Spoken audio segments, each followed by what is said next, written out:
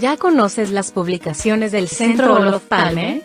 Te invitamos a conocer La seguridad extraviada, apuntes sobre la seguridad nacional de México en el siglo XXI. Bajo la autoría de 13 expertos, coordinados por María Cristina Rosas. En esta obra aprenderás sobre la evolución del concepto de seguridad nacional e internacional, la problemática de la seguridad ciudadana y la seguridad hídrica, el lugar que ocupa el terrorismo en la seguridad nacional de México, la relación entre seguridad y género y seguridad y cultura, entre muchos temas más. Adquiere ya, La seguridad extraviada, apuntes sobre la seguridad nacional de México en el siglo XXI. Envíanos un mensaje a través de nuestras redes sociales para adquirir esta, y otras obras del Centro Olof Palme México. Contáctanos hoy mismo.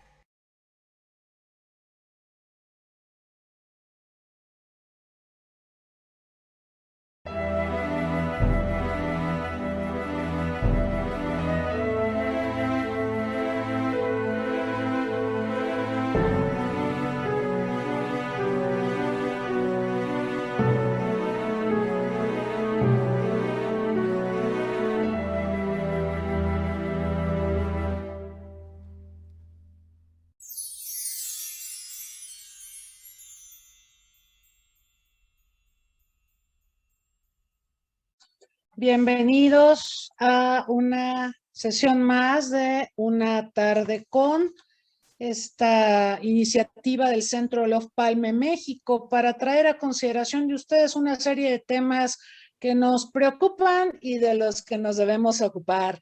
En esta ocasión tengo el enorme placer de presentarles a Laura Gursa Haidar, una amiga ya de las actividades que hacemos en el Centro Olof Palme. Hemos coincidido en distintos foros a propósito de la protección civil, de la preparación para la gestión de riesgos de desastre, en fin, y le agradezco mucho que haya hecho un espacio para estar con nosotros esta tarde lluviosa, está lloviendo muy temprano ahora, el día de hoy.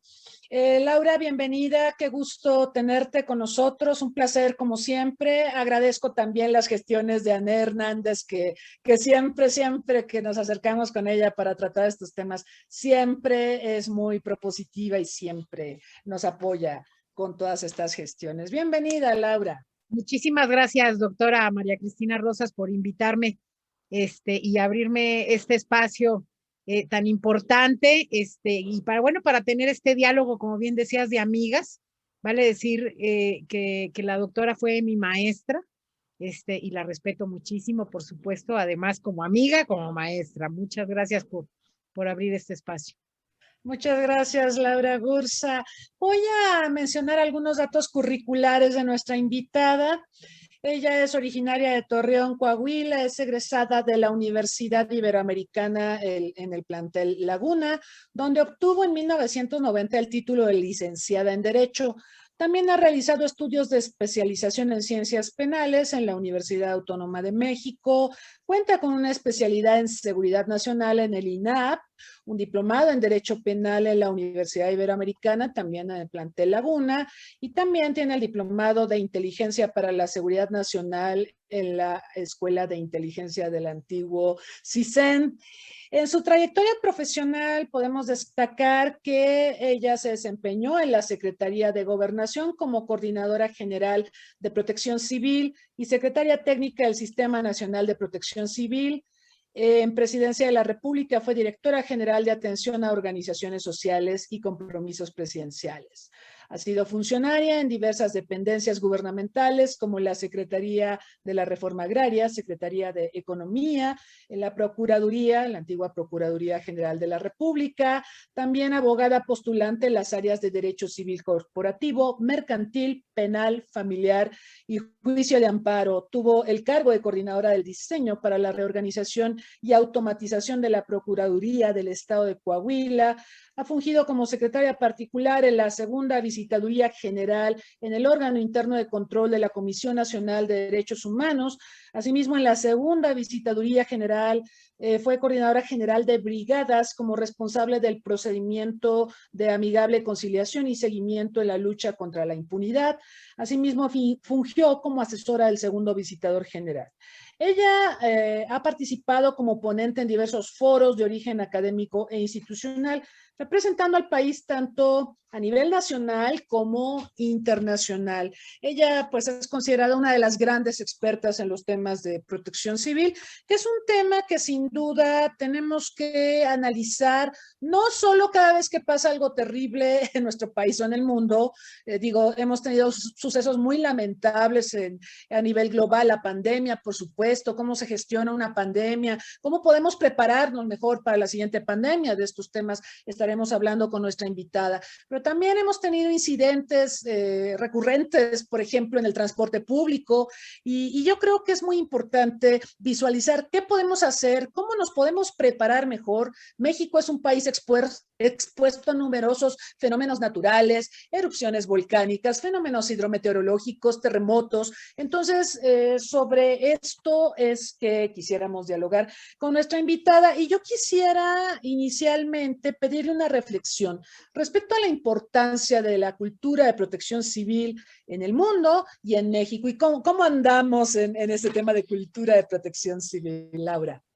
Bueno, muchas gracias, Cristina. Mira, empezaría por comentarte que evidentemente que la protección civil en nuestro país se ha construido a base de camorrazos, digo yo, no siempre uno y otro, y ha sido la forma en cómo ha ido avanzando. Así se fundó nuestro Sistema Nacional de Protección Civil después del sismo de 1985, y ha tenido pasos importantes tras los acontecimientos de huracanes, de sismos y de una multiplicidad de incidentes que van ocurriendo a lo largo de la historia y que van haciendo que tengamos un proceso de madurez, digamos, en la respuesta. Sin embargo, pues vale señalar que somos de corta memoria, ¿no?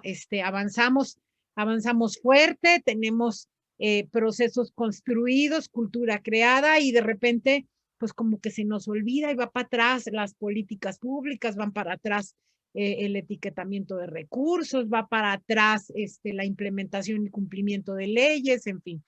En 2012 se creó un nuevo modelo a seguir en nuestro país que buscaba partir, digamos, un antes y un después en términos de cómo prevenir los desastres en nuestro país y las catástrofes, ¿no? Que es a través de la implementación de la gestión integral de los riesgos en el país. Antes era pues una protección civil más reactiva, aunque sí tenía muchos años con el CENAPRED, el Centro Nacional de Prevención de Desastres, impulsando estudios y creación de conocimiento. Evidentemente que lo que se buscaba al implementar este modelo pues era hacer que todos nos involucráramos en la construcción de la gestión integral de los riesgos. Y esto implica, pues, por supuesto, desde el ciudadano común, creando una cultura que va encaminada a atravesar, digamos, las distintas fases a través de las cuales se pueden crear los riesgos. Desde que no se han creado, desde que no han nacido, desde que ya están ahí latentes y los debemos corregir, desde que ocurre la emergencia y cómo debemos administrarla para reducir, digamos, los impactos de esa emergencia, y luego, digamos, una gestión prospectiva que va hacia cómo reducir que no nos vuelva a ocurrir, que aprendamos del pasado y que no volvamos, digamos, a incidir en la reconstrucción de los riesgos de la misma manera en como estaba antes de ocurrir el suceso, ¿no? Si cumpliéramos la ley, pues otro gallo nos cantaba en este país, Cristina. Más o menos así a grosso modo, no sé si respondo con ello un poco la pregunta, pero pues, ¿qué tenemos que hacer? Pues cumplir la ley, ¿no? Cumplir la ley con lo que mandata en términos de que nos hace responsables a todos, al sector social, al privado y al público, por supuesto, al Estado mexicano, y a todas sus autoridades para implementar la gestión integral de los riesgos y con ello incrementar los índices de seguridad de la ciudadanía, de la población en general, pero también de su infraestructura, de su patrimonio, de su planta productiva, del medio ambiente, en fin, de todo aquello que le permite un desarrollo sustentable a la población mexicana en el territorio nacional, ¿no? Sí, Laura, ahora que te escuchaba, me quedé pensando en que en nuestro país tenemos una dificultad que siempre hemos analizado desde la óptica de la seguridad nacional, pero se puede ver en otras agendas, y es el tema este de la continuidad del proyecto de nación y, por supuesto, de contar con políticas de Estado. No sé hasta dónde en México resulta problemático que no tengamos políticas de Estado, por ejemplo, en materia de protección civil, y lo que tengamos, en cambio, sean políticas de gobierno. ¿Cómo ves este problema? No, pues se torna muy, muy peligroso porque evidentemente que los cambios de gobierno se dan de manera continua. Recordemos, es un sistema nacional de protección civil, entonces involucra no solo las autoridades federales que se rotan cada 6 años, sino también a los gobiernos estatales que también se rotan cada 6 años, pero también a los gobiernos municipales que se rotan cada 3 años, ¿no? Entonces, bajo esa perspectiva, pues es un volver a empezar y volver a empezar. Tengo alumnos que son titulares de protección civil en algún municipio y de repente hay cambios de administración y vas para afuera, a pesar de que son personas que se han preparado por años, etcétera, y de que la ley mandata un servicio profesional de carrera, ¿no? Que no se cumple y que deja en manos de las autoridades estatales, ¿no? Entonces, pues hay mucho por hacer alrededor de esto para no desperdiciar los talentos. Hay mucho talento alrededor de la protección civil, tengo que decirlo. También hay mucho improvisado, ¿no? Por alguna razón los políticos creen que es un puesto irrelevante. Creen que ahí pueden colocar al hijo tarugo de su compadre o al que les financió la campaña, ¿no? Y pues no hayan dónde ponerlo, donde haga menos daño, y creen que ahí es donde va a hacer menos daño, y oh, sorpresa, ¿no? Es gravísimo, porque pues un procedimiento mal administrado, un alertamiento no hecho, puede cobrar muchas vidas y muchas pérdidas, ¿no? Para el país y para las comunidades. Sí, Sí. y es un desperdicio de recursos humanos, materiales, y es recomenzar todo el tiempo, ¿no? Es recomenzar Este, nuevamente. El problema es que aquí se está pues jugando con la vida de las personas, ¿no? Con los patrimonios.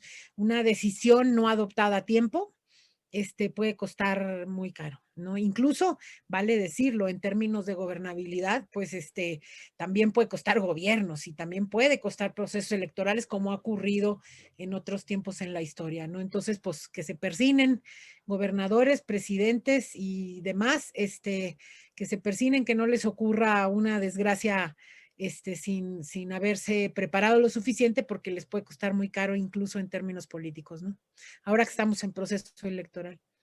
me hiciste recordar el terremoto del 85 y cómo el PRI perdió la capital del país, y la perdió, y la perdió. Así, así Porque, es. claro, a pesar de que somos de corta memoria, creo que el cataclismo fue de tal magnitud que es difícil olvidarlo. Entonces, es muy bueno el apunte que estás haciendo. Laura, los cataclismos no vienen solos. El otro día me preguntaba una persona, bueno, tenemos pandemia, pero el año pasado, en junio, también tuvimos un terremoto de gran magnitud, ¿no? Y recientemente tuvimos el problema de la línea 12, o sea, es una situación multifactorial donde podemos tener múltiples cataclismos. En septiembre, por ejemplo, de 2017 tuvimos un terremoto de gran intensidad del 7, tuvimos 2 huracanes en ambas costas del país. Todos nuestros cuerpos de seguridad, de asistencia, estaban sobredemandados precisamente por las consecuencias de esto, y luego tuvimos el terremoto del 19 de septiembre. ¿Cómo podemos nosotros atender todas estas emergencias y urgencias que pueden ocurrir en cualquier momento y que demandan ciertamente o sobredemandan una respuesta de la sociedad y, por supuesto, de los gestores de las agendas de protección civil, de seguridad, en fin? Bueno, en primer lugar, empezaría, es una pregunta súper interesante la que planteas, y yo te diría que justamente ese es el fundamento de la gestión integral de los riesgos de desastre, ¿no? El fundamento está en reducir la probabilidad de escenarios y parte de reconocer puntualmente que los desastres son socialmente construidos. Ese es el primer fundamento, ¿no? Sí hay fenómenos, hay quienes dicen los desastres no conocen fronteras, no, sí conocen fronteras porque los modelos de gestión y la forma en cómo enfrentamos nuestros desastres anunciados reduce en buena medida los efectos que puede producir la presencia de fenómenos.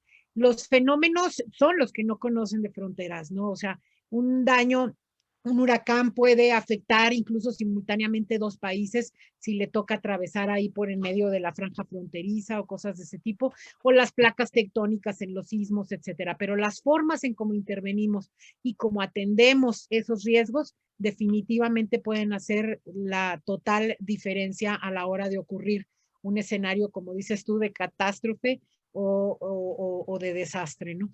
En ese tenor, yo tendría que señalar que en nuestro país, cuando se creó el Sistema Nacional de Protección Civil, del SINAPROC, yo siempre he reconocido muchísimo a los autores, digamos, a los intelectuales, que fueron muchísimos los que participaron en esta fundamentación de la creación del Sistema Nacional, porque entendieron que desde lo micro hasta lo macro se va construyendo un escenario de desastre y nos hace corresponsables en nivel ascendente. Es decir, es una acción subsidiaria. El primer respondiente siempre será la autoridad local. Y de ser rebasada su capacidad, entonces será la autoridad estatal, y de ser rebasada su capacidad, será la autoridad federal. Y además este entramado ascendente y subsidiario se da de manera transversal, es decir, en el sector agua, pues, un problema hidráulico lo responderá el municipio, luego el Estado y luego la Comisión Nacional del Agua, y sumará en el marco del sistema la atención a la población. Pero lo mismo pasa en las carreteras con los sectores de comunicación o con los sectores de transporte, etcétera, ¿no? Entonces es un entramado muy, muy complejo con el que está diseñado el Sistema Nacional con el propósito de garantizar una respuesta amplia y lo más especializada posible en términos de riesgos. Y con el modelo de gestión, pues lo que busca es que todo este entramado se prepare para visualizar desde un enfoque preventivo, digamos, una prospectiva en términos de señalar, no ha nacido el riesgo, ¿cómo lo evito? ¿Cómo normo? ¿Cómo construyo una armonización en materia de protección civil que me permita reducir los escenarios de riesgo antes de que estos surjan, que me permita disminuirlos o mitigarlos cuando ya están ahí presentes, ¿no? Como ha podido ocurrir en muchas circunstancias en donde hay desastres que son anunciados y se actúa en consecuencia para reducir el riesgo, ¿no? Y otros en los que claramente vemos cómo a pesar de los anuncios, pues se dejan correr, se tapa el parche, intentan tapar el sol con un dedo y pues evidentemente que el desastre viene y ocurre porque no se solucionan de fondo nuestros problemas, ¿no? Y Sí. hay inevitables si no somos honestos como ciudadanos y como autoridades para identificar y para corregir aquello que sabemos que ya nos duele en términos de seguridad, pues evidentemente que el desastre es un desastre anunciado y tenemos muchísimos, ¿eh? Sí, sí, exacto. Yo mencioné unos cuantos, pero la realidad es que son muchísimos más. A veces ni siquiera tomamos conciencia, ¿no? Quiero invitar al auditorio, a quienes nos acompañan aquí en Zoom y quienes nos ven a través de Facebook Live, a que formulen sus preguntas y comentarios para nuestra invitada. Laura, el C5 sin duda ha coadyuvado a mejorar el monitoreo de la ciudad y por supuesto es un elemento, me parece muy importante, por ejemplo, para el combate de la delincuencia organizada, o también la alerta sísmica y demás. Pero el otro día conversando con personas que trabajan en C5, me decían que falta mucha inversión y, por ejemplo, recordamos el temblor más reciente donde no en todas partes sonó la alerta sísmica. ¿Qué nos comentas al respecto? ¿Qué tanto deberíamos de invertir en infraestructura y en actualizar, obviamente, en nuevas tecnologías, por supuesto? Y hay países que están invirtiendo mucho en materia tecnológica y, por supuesto, en capacitación del personal. Fíjate, Cristina, que este tema, híjole, mano, es un tema bien espinoso. Hace muchos años, cuando fui coordinadora nacional de Protección Civil, me tocó impulsar una alianza estratégica con la entonces ajena Secretaría de Seguridad, hoy pertenece a la Secretaría de Seguridad, cuando nacían los famosos centros, entonces eran los C2 y los C3, los más avanzados, ¿no? Ahora ya hay C5. Para los que no saben, pues son centros de comunicación y de coordinación y cada C tiene un significado en esos términos de cómputo y demás, ¿no? Y en aquellos años incluso logramos que a través de los acuerdos Mérida, creo que se llamaban, con Estados Unidos, nos tocara una pequeña rebanadita del pastel para fomentar, digamos, la interconexión de las áreas de protección civil de los estados y de los municipios conforme se fueran creando estos centros de comunicación, sin que se entendiera que la coordinación de la protección civil estaría desde seguridad pública. Eso es muy importante de señalarlo porque yo siempre he dicho, insistido, que es un gravísimo error confundir la seguridad de las personas en materia de riesgos de desastre, de seguridad personal, digamos, con la seguridad pública. En ese tenor, pues hicieron las primeras interconexiones con ese propósito para optimizar recursos. Tampoco se trata de que vayamos creando grandes elefantes blancos. El gobierno norteamericano, yo recuerdo en algún momento cuando tuvimos grandes diálogos, me decían algunos de los militares norteamericanos que el grave error que había ocurrido cuando el 11 de septiembre en Estados Unidos era que tenían tantas agencias y tan especializadas que el gran problema fue interconectarlas, hacerlas que se hablaran entre sí, porque cada una tenía facultades muy potentes y nosotros no queríamos cometer ese error, queríamos seguir funcionando como lo hemos hecho, como muéganos, porque le echamos montón, como mexicanos y resolvemos nuestros conflictos, ¿no? Y queríamos no desperdiciar las inversiones y por el contrario sí potenciar los recursos y que tuvieran mayor sentido, digamos, en el uso de esa infraestructura, ¿no? Y así fue, así nació, y así fue como nació, digamos, que se coordinara desde el C5 toda esta parte de alertamiento, con el propósito de garantizar una buena comunicación con la ciudadanía, sin, insisto, confundir la seguridad pública con la protección civil. Evidentemente que la alerta sísmica es todo un tema, requiere inversiones. Hicimos una inversión que entonces rebasaba por mucho, no sé cuánto más se haya invertido en forma posterior, pero creo que aquella inversión fue la más potente de las inversiones que se hizo en materia de sismos para ampliar primero la red de detección de los sismos y segundo también para ampliar, digamos, pues los sonidos, digamos, las bocinas y demás, eran unos radios y ampliar. Evidentemente que nunca va a ser suficiente, necesitamos hacer que esto sea redundante, que nos entre en la telefonía, que nos suene en el radio de la esquina, que nos suene en la televisión si la tenemos encendida o en el radio si estamos escuchando, que nos suene en las redes sociales, o sea, evidentemente que es indispensable que los sistemas de alerta en nuestro país se vayan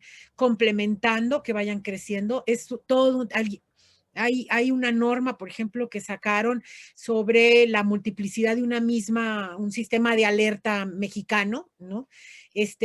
Pero es tan complejo porque ¿cómo educas a las personas para distinguir los sonidos? ¿no? Te voy a platicar una anécdota. Un día llegué a Piedras Negras porque se había dado ay, híjole, se me fue la palabra, bueno, un fenómeno hidrometeorológico que tiene una fuerza de viento, se me fue ahorita, qué grueso la palabra, del fenómeno, pero ahí en Piedras Negras estaban tornado, exactamente, gracias Ingrid, me lo puso aquí Ingrid. Sí, tornado. Se dio un tornado en Piedras Negras, pero ya había ocurrido con antelación escenarios de inundación, ¿no? Y para lo cual se había instalado un pequeño CENAPREDcito, decíamos, ¿no? O sea, un pequeño centro de prevención con su sistema de alerta, ¿no? Cuando yo llegué, los medios de comunicación reclamaban fuertemente que por qué no había sonado la alarma que tenían puesta en Piedras Negras para advertir a las personas, ¿no? Y yo les decía, bendito Dios que no sonó, y se me quedaban viendo, no le digo, pues es que imagínense, el protocolo que involucra un tornado es completamente diferente de una inundación. En una inundación estás llamado a irte a la zona más alta, en un tornado estás llamado a irte a la zona más baja, porque evidentemente la fuerza de viento pues te va a llevar, en el otro el agua te va a ahogar, ¿no? Claro. Entonces son protocolos completamente diferentes. Así de complejo resulta implementar sistemas de alerta para la multiplicidad de fenómenos en nuestro territorio. ¿Cómo educar a la ciudadanía para distinguir un sonido y para distinguir un protocolo que es completamente diferente? Tú recordarás, después del sismo del 85 era sálvese quien pueda, ¿no? Y el protocolo era, pues, evacuar, ¿no? Sí, sí. Después de que avanzó el sistema nacional, que avanzaron las construcciones de los atlas de riesgos, que se implementó un reglamento de construcciones y los mecanismos de supervisión, digamos, desde una perspectiva más estricta para la vigilancia en las construcciones, y identificados que son a través de los programas internos de protección civil los riesgos de cada edificio, pues entonces es viable establecer un protocolo de mucha mayor seguridad, como es el caso del repliegue, ¿no? Claro. Ahora se dice repliégate, hay mucha gente que me dice, pues ¿qué no era evacuar? Y mucha gente que sigue evacuando pensando que esa es la forma segura. No, pues esa era la forma segura cuando no sabíamos si el edificio se caía o no, Claro. pero ahora que sabemos que el edificio tiene ciertas condiciones de seguridad, ¿no? Sus salvos excepciones de protocolos específicos, de edificios muy puntuales que están identificados que tienen posible riesgo de colapso, ¿no? El resto de los edificios pues están llamados a replegar. Así de importante pues es crear primero el conocimiento del riesgo y luego el protocolo de actuación para cada uno de los tipos de peligros a los que se pudiera estar expuesto, ¿no? Entonces es súper complejo, Cristi. Sí. Sí. Educación para la protección civil. Sí, yo siempre he pensado que hay que replegarse, como siempre he vivido en edificios altos, entonces yo siempre me repliego, porque pienso, a ver, todo el mundo va a querer salir, es peligroso, en fin, ¿no? Pero sí es importante la educación, los simulacros, por supuesto. Muy, muy importante esto que señalas de diferenciar protección civil de seguridad pública, o sea, la importancia de que se coordinen, pero que estén bajo sombrillas, obviamente, distintas. Tenemos otro problema, Laura, la confusión que hay en este gobierno en particular entre seguridad nacional y seguridad pública. Peor tantito. Doblemente. Mira, digo, desde siempre se ha confundido, hay que reconocerlo, ¿no?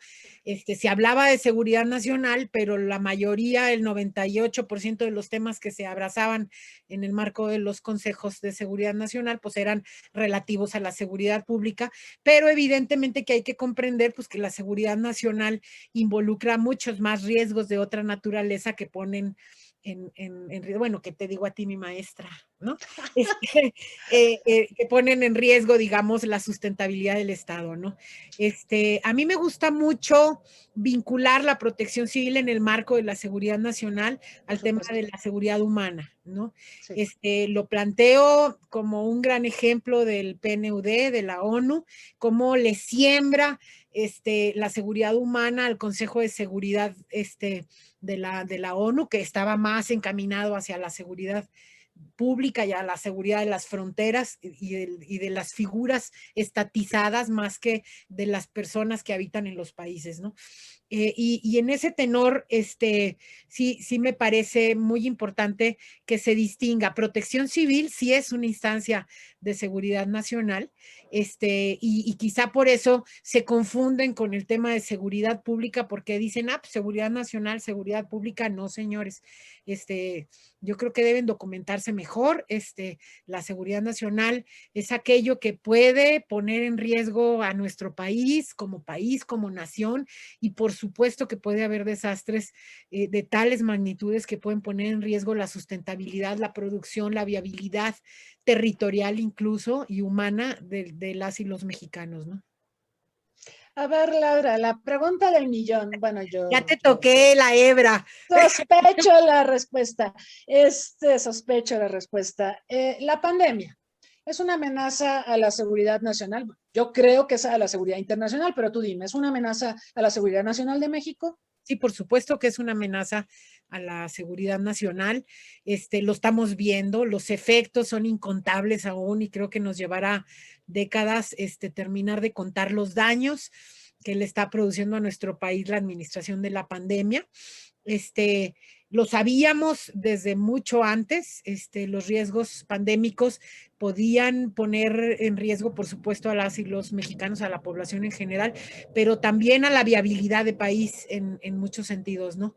Y bueno, pues lo vemos con el innumerable índice de empresas que han cerrado, de empleos que se han perdido, de inversiones que se han fugado o que se replegaron, digamos, a sus países de origen o que simplemente resolvieron no arribar a nuestro país en inversiones planeadas que se tuvieran, ¿no? Y que, pues, evidentemente eso disminuye el crecimiento de nuestro país y de su gente, ¿no? Hay más pobres, digo, a lo mejor eso le guste a nuestro gobierno porque parece que le gusta construir pobres. Perdón que lo diga de esa manera tan abierta y tan directa, pero es real, ¿no? Yo respeto profundamente las políticas, trabajé muchos años en el combate a la pobreza, ha sido algo en lo que está presente de manera continua en cada una de las funciones en las que he estado en el gobierno, principalmente gobierno federal, y siempre he buscado, digamos, privilegiar y ayudar a los más vulnerables y a los más necesitados, pero sin comprometer, por supuesto, el crecimiento de nuestro país, ¿no? La pandemia sí lo está haciendo. Y bueno, pues hay todo un tema alrededor de si es o no correcta la forma en cómo se ha venido administrando esta pandemia, que ya tenía protocolos, no nos agarró de sorpresa. Recordemos que ya habíamos vivido la H1N1 y con antelación habíamos tenido incluso protocolos preparatorios para la gripe aviar, que también anunciaba ser pandémica, y el Comité Nacional de Emergencias Médicas en Salud, perdón, pues estaba creado y tenía incluso simulacros alrededor de escenarios pandémicos, ¿no? El propio Consejo de Salubridad, que ha sido el gran ausente, creo yo, en esta administración de esta crisis, de la pandemia, ¿no? Quizá les da un poco de temor opinar, ¿no? Hay una foto tuya, la pusimos también en el arranque de esta entrevista. Te están inyectando, te están poniendo una vacuna contra la influenza, que eso es muy bonito, ¿no? Que los funcionarios pongan el ejemplo. Tú tienes la experiencia de la H1N1 y al inicio de la entrevista mencionabas la corta memoria que tenemos. Yo acabo de revisar un estudio que habla de la pérdida de memoria en periodos interpandémicos. Creo que aplica perfecto a lo que estamos viviendo. No solo en México, o sea, es en general. En todo el mundo se olvida que ya tuvimos una primera pandemia que fue el H1N1 y que nos dio así como que avisos de lo que podía venir y mucha gente prefirió no verlo, voltear a otro lado, no sé. Eso en todo el mundo. Y en nuestro país, pues, pasó lo que, o está pasando lo que a todos nos está afectando de una u otra manera. ¿Qué debimos haber hecho en ese periodo interpandémico, Laura? pues haber avanzado en el proceso de preparación de escenarios pandémicos, que es uno de los riesgos. Estamos sometidos a riesgos sanitarios de manera continua. Y bueno, pues este era uno de los escenarios más probables, ¿no? Podría ser este virus o podría ser cualquiera, pues este es el quinto, ¿no? De entrada podríamos haber previsto que ya había COVID, con Sí, antelación que podrían, convertirse en un riesgo de esa naturaleza, ¿no? Yo recuerdo cuando se adquirió la primera infraestructura para la producción de vacunas nacionales, ¿no? Es decir, en ese momento nos dimos cuenta que nuestra capacidad frente, perdón, a un escenario pandémico, pues era prácticamente nula en términos de construcción de vacunas, ¿no? De infraestructura para la construcción de vacunas. Y evidentemente que es lógico que en una pandemia los países van a cerrar, digamos, sus fronteras y sus producciones, ¿no? Una claro. acción humanitaria los puede obligar o los puede llamar a compartir en algo, pero jamás va a resolver el conflicto de las demás naciones, ¿no? Primero van a ver para sí mismos y ahí si me sobra, pues veo para los demás. Y por eso es que en aquel entonces hicieron inversiones para la construcción, digamos, o el fortalecimiento de una empresa que estaba en México, que era privada y se adquirió por el gobierno para la producción de vacunas en nuestro país. Me queda claro que no continuó avanzando esa estrategia para darle esa sustentabilidad en términos sanitarios a nuestro territorio, ¿no? No solo para riesgos de orden como el COVID, sino también de otro tipo de enfermedades que requieren un proceso de vacunación más amplio, para evitar, digamos, la reaparición de cierto tipo de enfermedades, ¿no?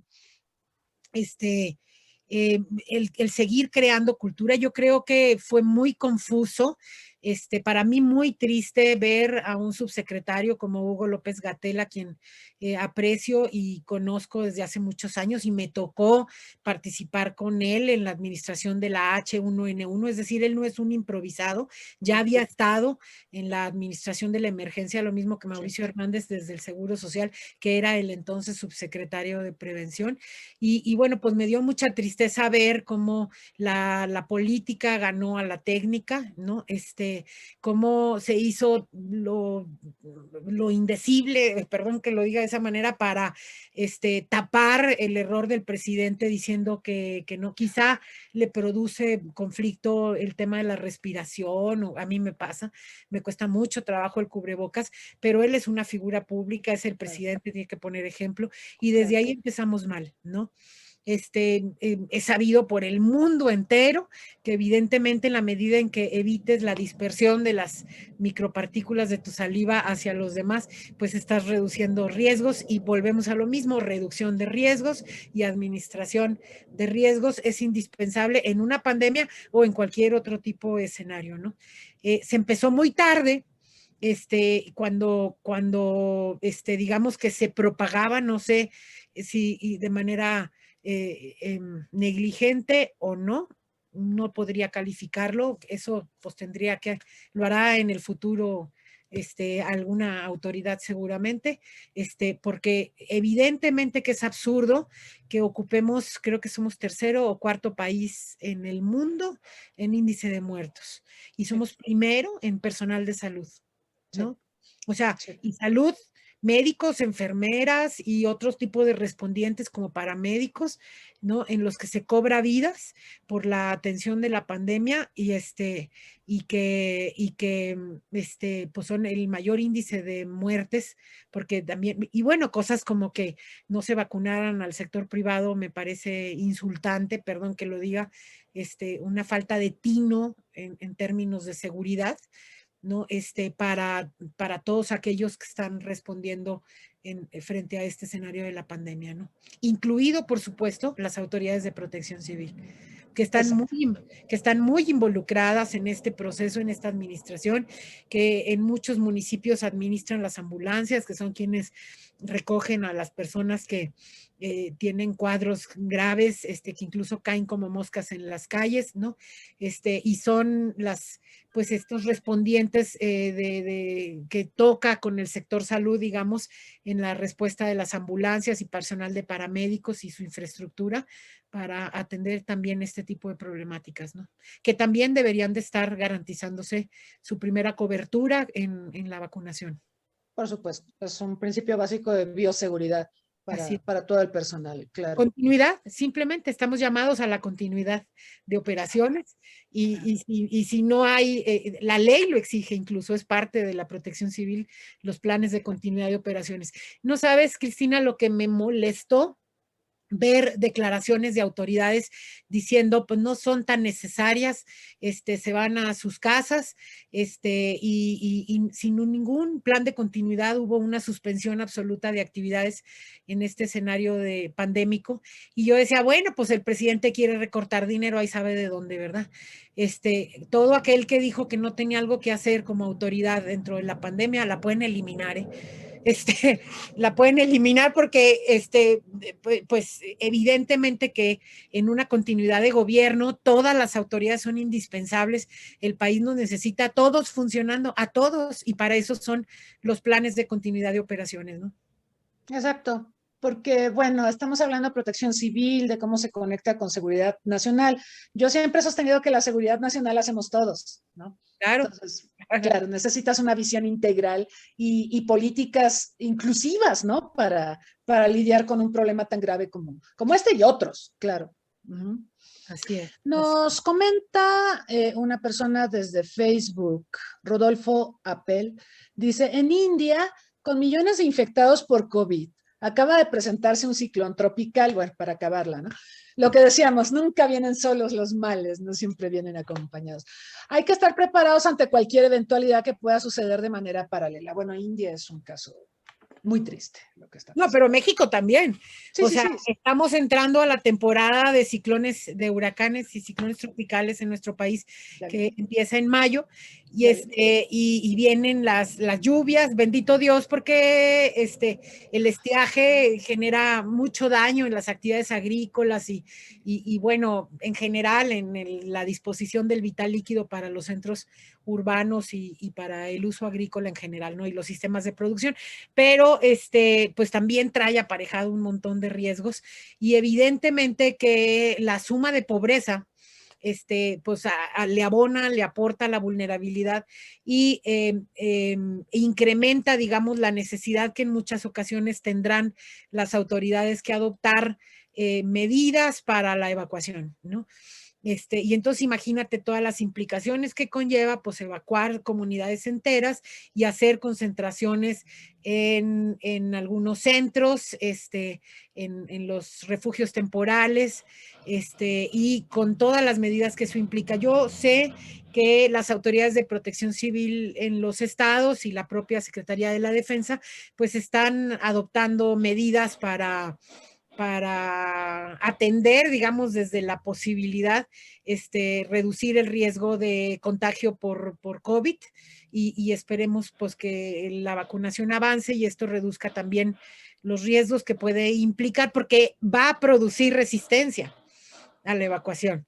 Es decir, las personas que normalmente, hay muchas veces se rehúsan por razones de seguridad, principalmente temen dejar sus casas solas, etcétera, se rehúsan a evacuar zonas de riesgo, pues ahora con la pandemia va a ser más difícil convencerlos de salirse de esas zonas de riesgo para ir a los refugios temporales sin incrementar el riesgo extraordinario de contagio del COVID, ¿no? Entonces sí requiere, por supuesto, un proceso de preparación y protocolos específicos y suministros específicos para garantizar la suficiente higiene y los cuidados de la población evacuada o replegada, en este caso por presencia de huracanes, ¿no? O de ciclones en general, ¿no? Exacto. Me mandaron una pregunta en Facebook a mí, pero no es para mí, es para ti. Preguntan que desde el punto de vista de la gestión integral del riesgo de desastres, ¿qué puede ocurrir en el proceso electoral del próximo mes de junio? ¿Cuáles serían los riesgos a los que nos podemos enfrentar? Me imagino que se refieren a riesgos sanitarios, pero ¿cuál es tu opinión? Bueno, hay mucho tipo de riesgos en los que participa Protección Civil durante la fase, sobre todo pues con auxilio y vigilancia, porque se pueden dar desórdenes que ponen actos de violencia y que no necesariamente requieren solo custodia de policías, sino que puede requerir la presencia de servicios de paramédicos, de ambulancias, etcétera, ¿no? Eso por un lado. Siempre hay protocolos preparatorios en esos términos, actos terroristas, por llamarlo de alguna forma, que pueden poner en riesgo alguna instalación estratégica. Pero yo creo que el mayor riesgo pues está en crear amotinamientos. Yo no sé si el INE, no lo he leído, haya tomado medidas, por ejemplo, para extender en el tiempo la apertura de las casillas, ¿no?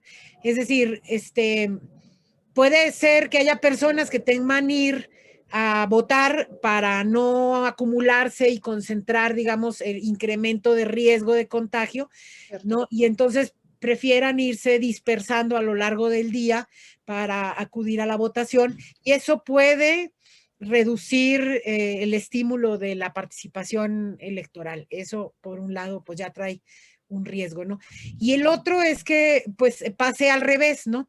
Que la gente piense que el protocolo va a letargar la participación dentro de las casillas por el estiramiento de la participación de las personas al ingresar a la casilla electoral, y que teman quedarse sin votar y que se les cierre en el tiempo. Yo creo que ahí el INE tiene que pronunciarse de manera muy clara y muy puntual para compaginar, por un lado, garantizar que no se acumule demasiadas personas dentro de las casillas, ¿no? Y al mismo tiempo que no existe el temor de que me vayan a dejar fuera y sin votar,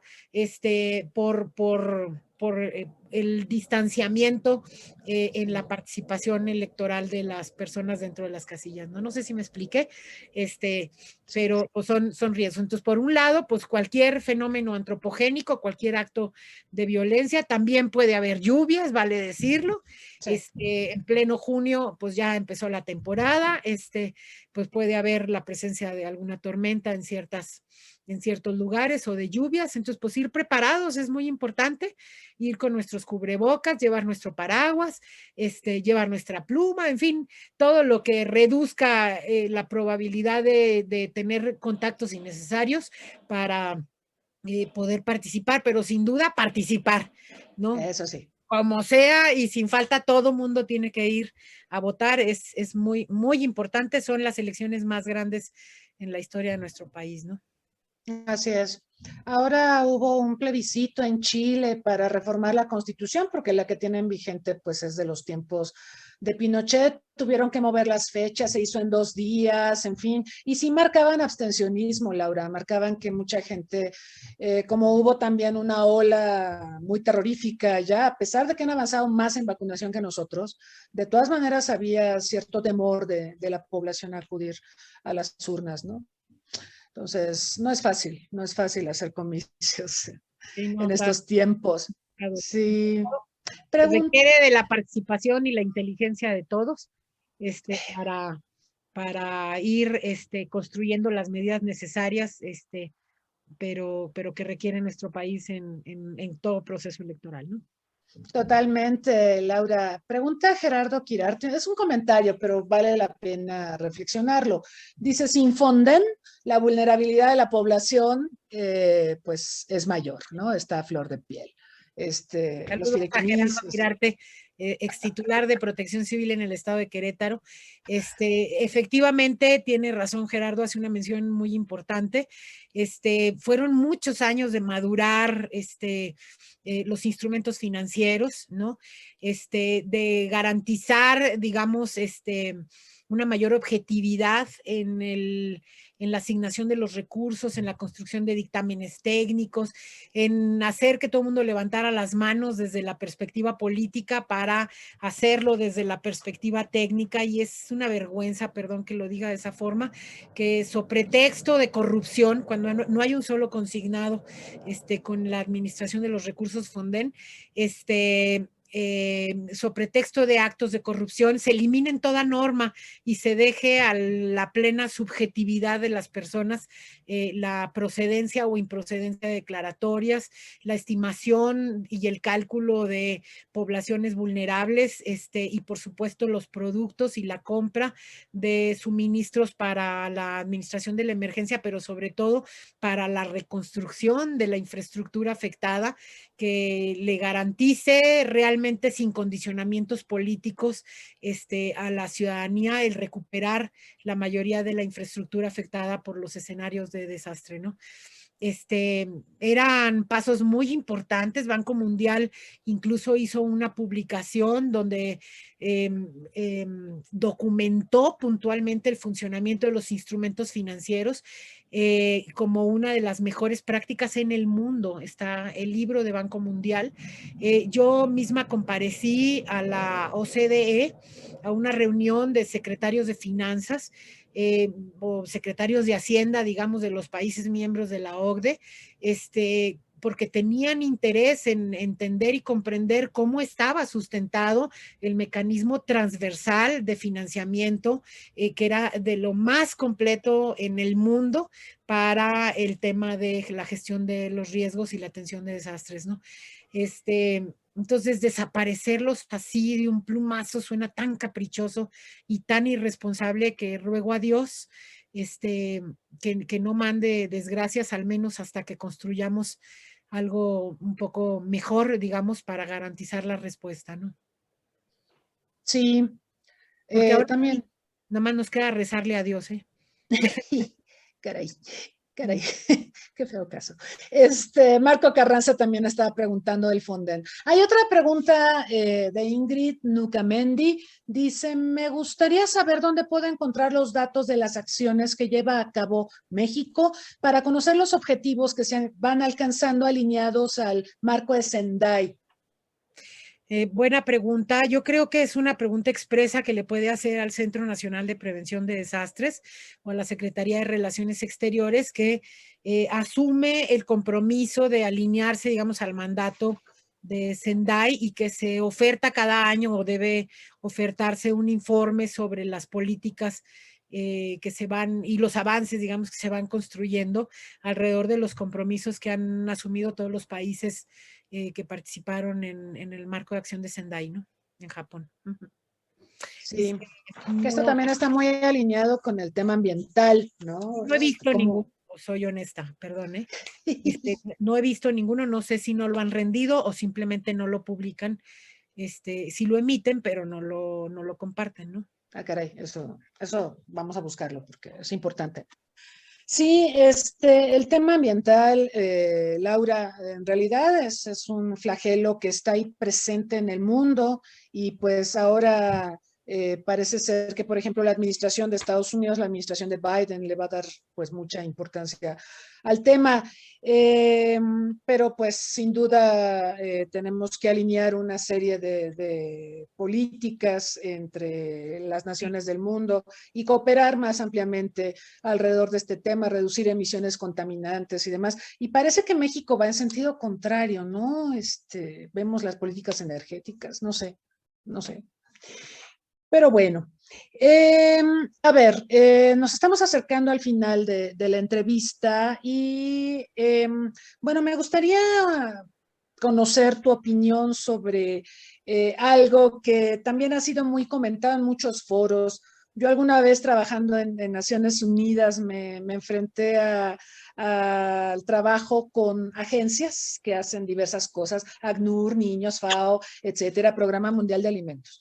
Y uno de los argumentos que siempre afloraba era, ¿por qué no podemos ser verdaderamente preventivos? Y alguien decía, porque si eres preventivo, esto no trasciende en los medios, no te hace prensa. En cambio, si eres reactivo, ya cuando pasó el cataclismo, la catástrofe, el desastre, etcétera, tú puedes llevar cobijas, puedes llevar alimentos, puedes dar socorro a los desvalidos, ¿no? ¿Cómo ves esta relación entre prevención y reacción? Porque efectivamente la prevención salva vidas, es más barata, sin lugar a dudas, pero no tiene el impacto mediático del ser reactivos. ¿Qué tendrías que decir al respecto, Laura? Es el mismo criterio que siguen algunas autoridades que no querían invertir en drenajes o no quieren invertir en drenajes o en trenes subterráneos, en infraestructura por debajo de la tierra, porque dicen, pues no se ve y es muchísimo dinero, pero pues no se ve esas inversiones, y esas inversiones que no se ven no dan votos. Lo mismo pasa, desgraciadamente, con los escenarios de desastre, ¿no? Hay muchísimos casos. Déjame decirte que en las normas de Fonden se tenía algo que se llamaban mejoras o adiciones, y que era el propósito fundamental era reducir los escenarios de riesgo futuro, es decir, hacer lo necesario para no reconstruir igual y para no reconstruyendo el escenario de riesgo, y incrementar, digamos, acciones de mejora. Yo recuerdo, después del huracán Stan, se reconstruyeron muchas obras en el sureste, en Chiapas, por ejemplo, y llegó una tormenta tropical que se llamaba Bárbara, que pegó justamente en esto que hablábamos de las fronteras, nos recorrió y golpeó el sur de México y el norte, digamos, de Guatemala. Y recuerdo que el secretario, que entonces era Ramírez Acuña, me decía, ¿cómo que no estás allá? Estoy viendo las imágenes, están terribles, de los puentes caídos, las carreteras cerradas, las no sé qué, y le decía yo, sí, secretario, pero eso es en Guatemala. En México no pasó nada. No puede ser. Pues mira, me acuerdo que hasta le dije al gobernador, pues ahí voy, yo sé que no hay nada, pero pues ahí voy, ¿no?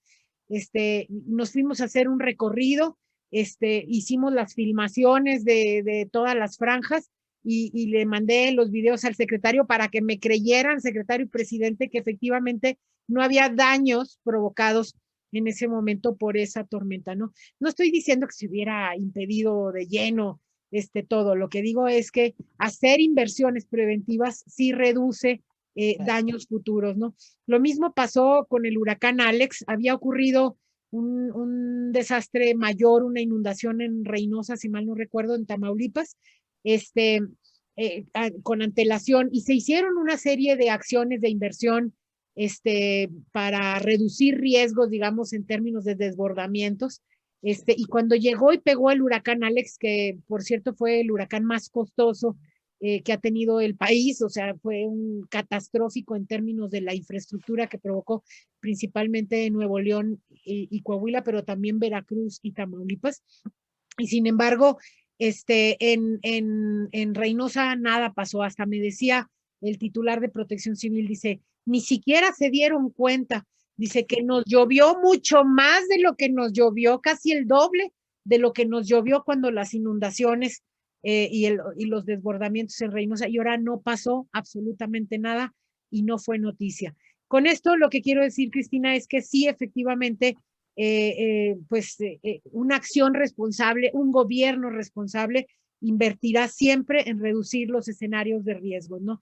Un gobierno populista que lo que quiere es un pretexto para regalar una cobija o una despensa, pues evidentemente que nunca va a invertir en materia de prevención, pero el espíritu al que estamos llamados todos los países en el mundo entero, justamente a través del marco de Sendai, pues es una acción de índole preventiva, reduciendo los riesgos de origen para disminuir, digamos, los daños que le restan viabilidad a las poblaciones, que le restan sustentabilidad al crecimiento y al desarrollo de las comunidades en lo general, que incrementa el dolor que trae aparejada la pérdida, la pobreza, no solo por las muertes y las lesiones, sino también por la falta de producción, la pérdida de medios de vida, de sustentabilidad de nuestros recursos naturales, etcétera, ¿no? Y todo eso va produciendo, pues, daños que en ocasiones no podremos recuperar jamás, ¿no?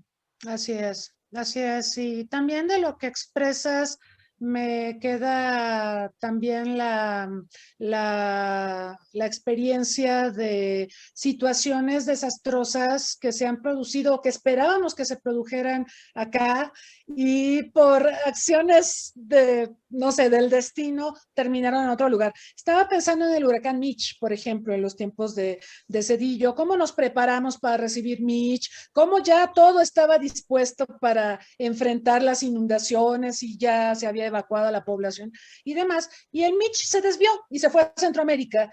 Y entonces la decisión presidencial fue, bueno, ya estábamos preparados, ¿no?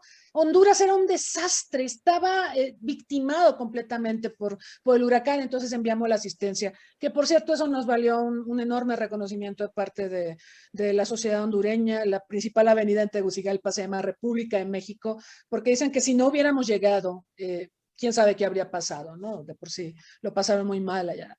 Entonces la cooperación, Laura, es muy importante, la preparación, porque igual si pasa algo así, ya estamos preparados y podemos brindar asistencia, como también si nos pasa a nosotros, recibimos asistencia. Yo creo que es un principio básico, ¿no? La Sí, cooperación. sí, sí, efectivamente. Bueno, pues Laura, estamos por terminar, se nos ha consumido el tiempo, pero me gustaría una reflexión de tu parte hacia quienes están interesados en los temas de seguridad, en gestión de riesgos, los jóvenes sobre todo. Siempre tratamos de dejarle un mensaje a los jóvenes para que estén atentos a estos temas y si alguien desea hacer una especialidad, profundizar en estos temas, ¿qué les dirías? ¿Qué les recomendarías a un joven que pues está interesado en temas de seguridad, gestión de riesgos, riesgos de desastre? ¿Qué les dirías? Seguridad humana, Seguridad o humana. seguridad industrial. Bueno, pues que hay que prepararse, este es un tema inacabable, yo siempre lo dije, fue una tarea en la que jamás me aburrí, porque todos los días eran diferentes y siempre había algo nuevo que aprender y algo nuevo que construir. Es un segmento muy amplio y desde cualquier perspectiva se puede aplicar. Ojalá que todos estemos interesados en impulsarlo desde nuestras trincheras, es decir, que el que está en la escuela de ingeniería, pues desde la ingeniería lo impulse, o el desde la medicina, o desde la biología, o desde cualquier profesión, se puede siempre focalizar y visualizar la gestión de riesgos de manera muy puntual. Ya hay, gracias a la continuidad en ese sentido, pues de la Escuela Nacional de Protección Civil, hay carreras técnicas alrededor de esto, pero no es el único esfuerzo.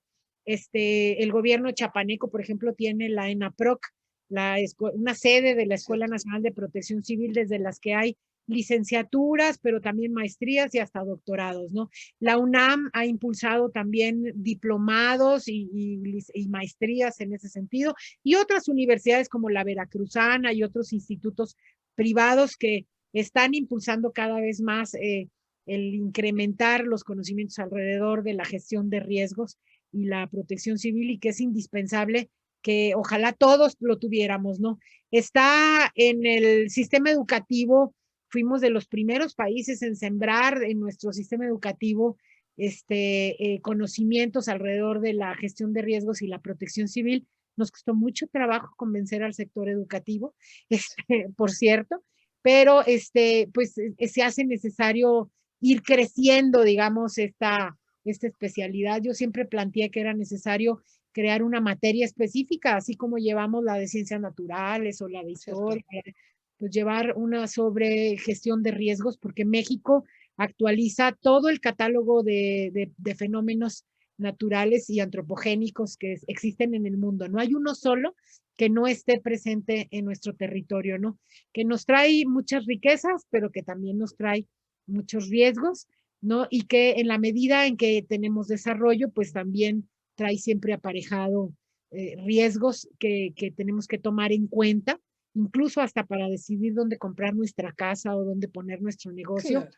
pues es indispensable voltear a ver este sector y asesorarse pues con las personas que sí sepan de esto, ¿no? Por eso hay un sistema de certificación de competencias, digamos, alrededor de esto. Por eso exige los terceros acreditados todo un mecanismo de certificación para poder elaborar programas internos. No es solo una fuente que puedan decir, ay, es una fuente de corrupción, no, es una fuente de conocimiento que trae aparejado una especialidad de muy alto nivel y que ojalá que pues que como sociedad no permitamos que nos arrebaten, digamos, estos pasos en los que hemos ganado en favor de la seguridad de la ciudadanía, ¿no?